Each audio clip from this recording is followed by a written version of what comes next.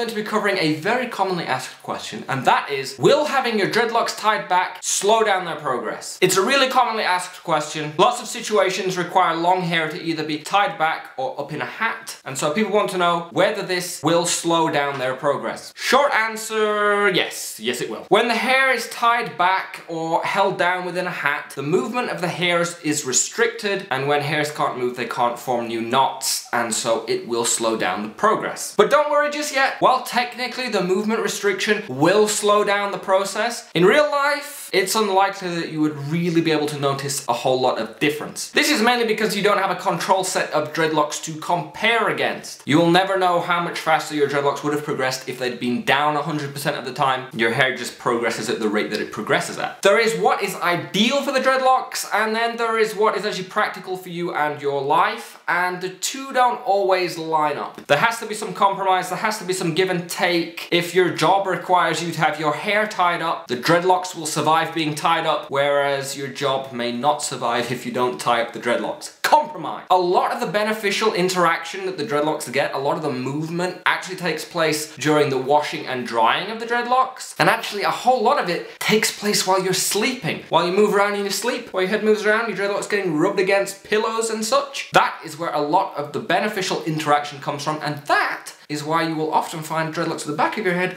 locking up before the ones at the front, because those are the ones that you sleep on. So even if you have your dreadlocks tied up all throughout the working day, they're still going to get the interaction when you wash and dry them, they're still going to get the interaction when you sleep on them, so they may progress slower than if they'd been down 100% of the time, but they will still progress. If you have to have your hair tied up all the time, you can still have dreadlocks. My advice for people who have to have their hair tied back for long periods of time is to use headbands. Headbands like this. Wide headbands. These are much better than these. See these little thin things? Now, if you can get away with just having the headband scooping the hair back, that is even better, because that doesn't actually hold all the hair in place, it just moves them out of your face. But even if they have to be tied back, headbands are better than little hair ties. And this is because when you use a headband, when you use something wide, the force is distributed over a wider area. This is especially important with younger dreadlocks. If you have to have your hair tied back day after day after day, and you're tying it back in the same place with the same small hair tie, you can find that the area underneath that hair tie gets held down really tight, and the dreadlock does not form properly underneath. It can lead to the dreadlocks becoming thinner underneath the hair tie,